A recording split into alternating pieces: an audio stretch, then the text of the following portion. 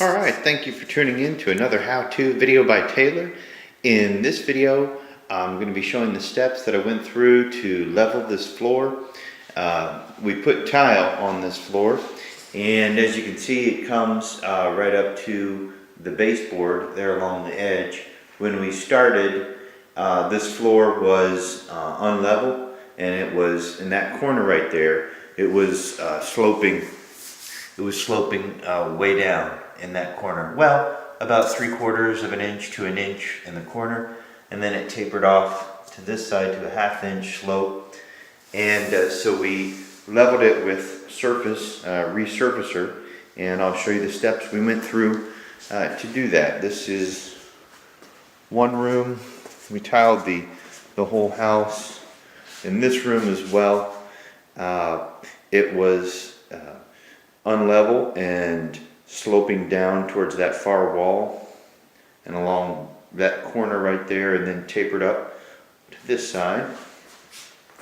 So we resurfaced that before we did the tile. And then also in the living room there was quite a bit of slope right along that wall. It was sloped down again here. Now here was about an inch, and so we resurfaced that with like I say, the self-leveling resurfacer. And then once it was dry and ready, we laid tile. Alright, now let's go through the steps of how we leveled this uneven floor. Okay, so this is the floor we're working with. It is unlevel. As you can see over in this corner, it has dropped down, that's about 3/4 of an inch. When we measured it, kind of varies, and then it slopes up to the other side of the room.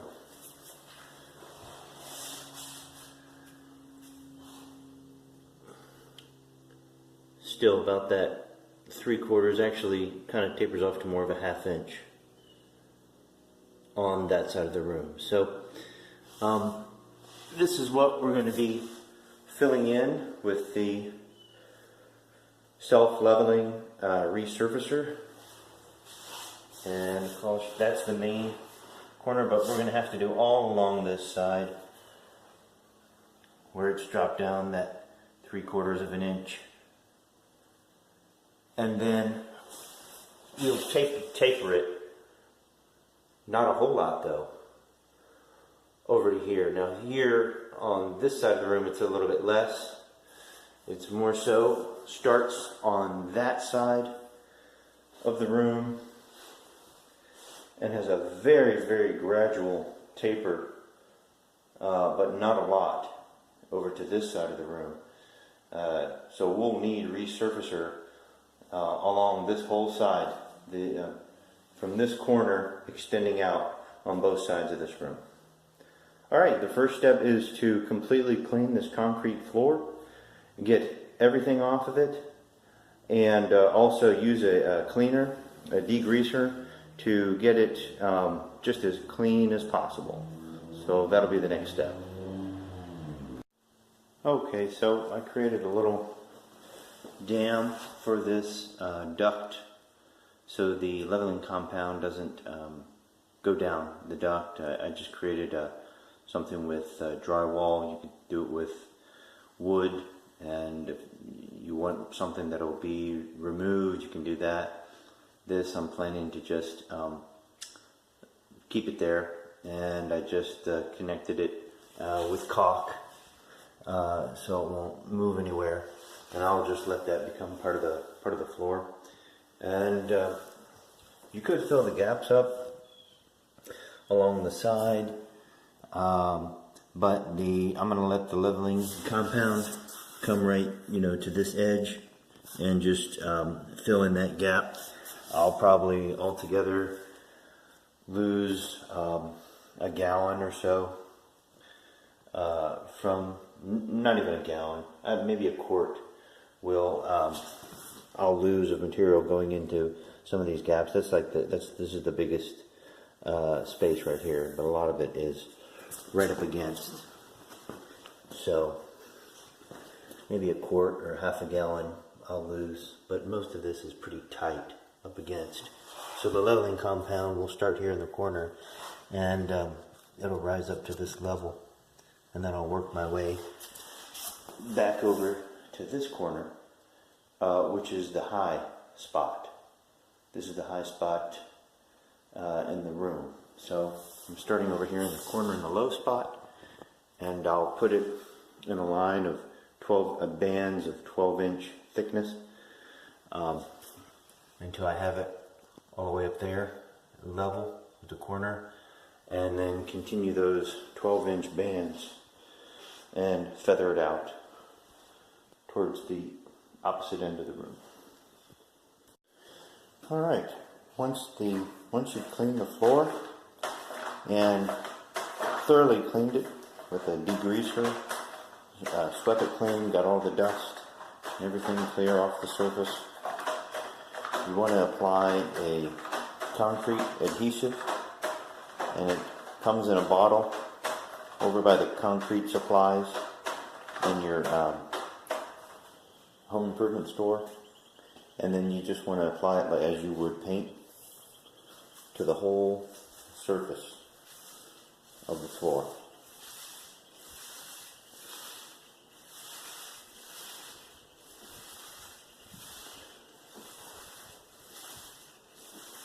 This takes a little time to dry, and depending on how dry your concrete is, the slab is, it might absorb one coat, and you might need to put a second coat. It can take, depending on the conditions, the temperature, the humidity, an hour or two to dry. But once you've done the whole floor and it's dry to the touch, then you can apply the self-leveling compound, and that's what we'll do next, and that's what will actually increase the level of the floor. We put the self-leveling compound. So at this point we're just putting the adhesive. Just paint it with a roller. That's the easiest way to do on the entire floor. Alright, I want to show you something about filling in the gaps here. This, for instance, is a place where this is the stem wall, this is the slab. It had pulled away and there was a gap there, and I filled it in because it's an inch thick. The specifications say you can go ahead and add gravel to create more volume rather than just using the self-leveling compound. And I put in the edge here gravel, and I'll put thin set over this so it looks nicer. Some of these pieces are loose, but this self-leveling compound actually makes its way through the gravel and goes down into the crack if there's a big enough gap there like this. So one thing that you can do before you, even before you put gravel in that crack, is something I've done in this room, which is go ahead with that foam and fill in that crack. Now once this is dry, of course I'll cut all this off. But what I've gone and done in is filled it in with that gap sealer that you find at the hardware store. And like I said, I'll take a knife and cut all of this off flat and flush. Now some places you might have, there might actually be, if there was a water problem. Here we had a repair, somebody did a repair before we got this property in the sewer line, and so there probably was a small leak at some time that eroded some of the soil that's under this slab and created a cavity in here.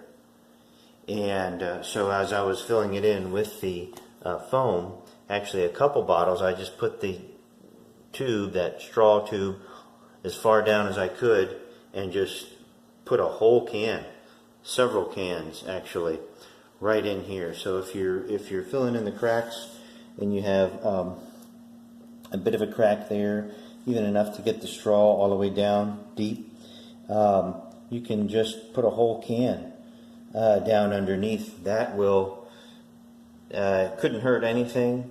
It definitely will fill any voids you have underneath the slab, and who knows, it might even help stabilize things and underneath from settling and things like that. They do use that other kind of foam to lift slabs, interior slabs, and to stabilize interior slabs. They use that foam. This, I'm sure, is not anything as dense as that type of foam, but as long as you have a big gap there, if you find a big gap, a void, go ahead and spray your foam right underneath there just to stabilize it and fill up any voids that are down there.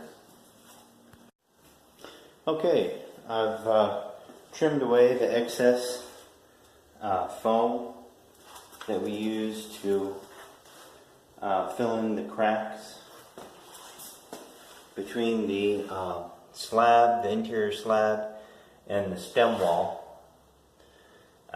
So those cracks are filled in, so when we put our self-leveling compound, it won't start seeping down into those cracks.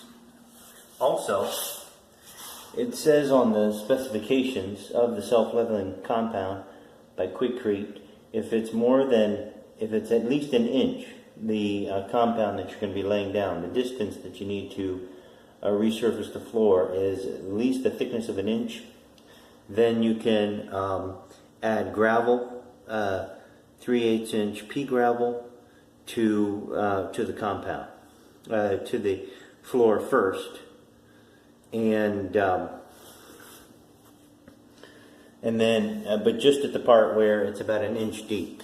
And this is my low corner right here, where it's just about an inch over there, and then it begins to taper to 3/4 of an inch to about 1/2 inch, and almost level back at that corner. Here it starts as an inch and starts to taper up, like I say, that 3/4 of an inch to about 1/2 inch over in that corner. So this is the only part that's actually about an inch depth where it's acceptable to put the pea gravel, and the reason for that is it's a lot less expensive than the self-leveling compound. That's $4 for a bag of that, and the self-leveling compound is $35 for a 50-pound bag. So it's a little bit of savings there. Okay, so here we're now in the living room, and I've filled in these gaps you can see with that gap filler, that spray foam. Here, when it's about that inch depth, you can add gravel. At that register right here, I found the quicker and easier way was just to spray a quick perimeter around the air duct of that foam, and that'll keep the self-leveling compound from coming in there. This was the deepest part, the most unlevel part of the living room over in the corner, so we added gravel.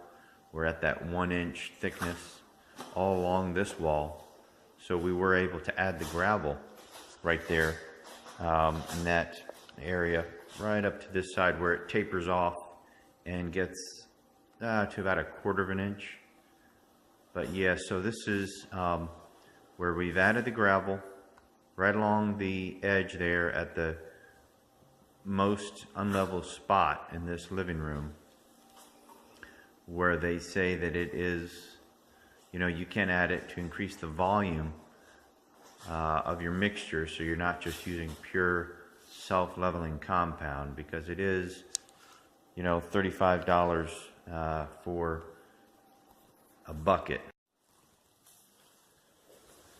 Okay, and this is the final finished leveled floor. It's right up to the edge of that baseboard, as you can see. This is tapering off to the other side of the room. This is how it tapered towards the middle of the room. It was right in that corner where that purple and yellow meet was the deep part. And then we just gradually leveled it out, tapered it towards the middle of the room. This is another bedroom. And on this, well, let me get it in focus here. On this bedroom, this is where we did it originally, and I didn't fill in the gaps in the perimeter with the foam, the spray foam. So some of that edging didn't come out as well. This is tapering it off towards the other side of the room. I also put that border around the register of drywall. Later I realized I could do that with just spraying the foam perimeter around the register. Here is the living room, and so we did spray the cracks here. As you can see, it's right level where it needs to be, and then towards this front wall of the house is where it dropped down. Here is about a ½ inch, and then it gradually increased to about 1 inch on the other side of this room. But with this self-leveling compound and that gravel, have gravel right there in that compound, that's an example of the register where I just sprayed the foam, and that worked great. It kept the leveling compound from going in the register. Here we've raised it right up to where you can see the wood blocks for the drywall, right at the level of the floor.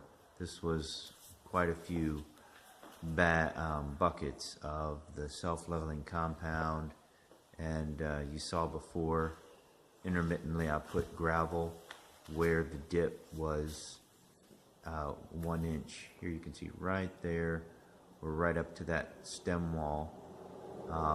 There's still a little bit stem wall. Some of that is debris from when they originally laid the stem wall, but it's really close for where we need to be. And then we would do the tile floor, and we add the thin set, about a 1/4 inch, eighth inch, let's say, of thin set under that. This is the dining room I'm getting ready to do. I just did the foam kind of a little bit overboard with the foam there. Also, I realized when you're spraying this foam in, if that's actually a cabinet where this floor had dropped so much, you can see it against that sliding glass wall, door rather, it dropped, beyond 1 inch. I mean, we're 1.5 inches here. And so that most of that cabinet was literally hanging, like hung cabinets on the wall.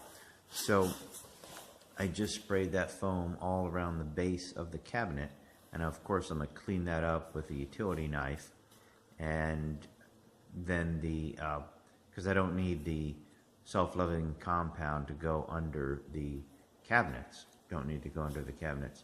So this is another register, kind of went overboard on that, foam on that, and but we're just getting this kitchen now all ready to put the gravel, and there you can see it's the most extreme in this entire house. That's over 2 inches of a drop right there, and all this is going to be brought right up to level, the combination of the gravel and the compound. That's the foam underneath the cabinets, and that you don't need to clean up right there, all this foam, because well, that big bulge you do, but this is all going to be under the compound, so you don't really need to clean up the edging of this foam. Here it's about 1.25 inches on this side of the kitchen, and it begins to taper off to as you go back to the dining room here. And so yeah, this is the kitchen where we're going to be putting the gravel, quite a bit of gravel here. Here's where it ties in back to the living room, and we finished that. There's that little wall in between, and but this is how it's looking. This is how it's coming out. You can see right there. It's the self-leveling. There it kind of seeps in. If you have any kind of hole, I've realized any kind of crack or fissure that goes all the way down through your slab, it really absorbs that compound. So you need to fill in every crack. Here, this brought it right where we needed to be. And like I said, it's self-leveling. Okay, and here's the finished floor. Here's that first bedroom that we worked on. And you can see it's right up to the baseboard. We just went ahead and put some new baseboard as well. And but this is the finished floor, finished product, what it looks like. And this is the other bedroom that we were working on, the one that had the pink and the purple, or the pink and the yellow wall. But we've got that floor right up to where it needs to be.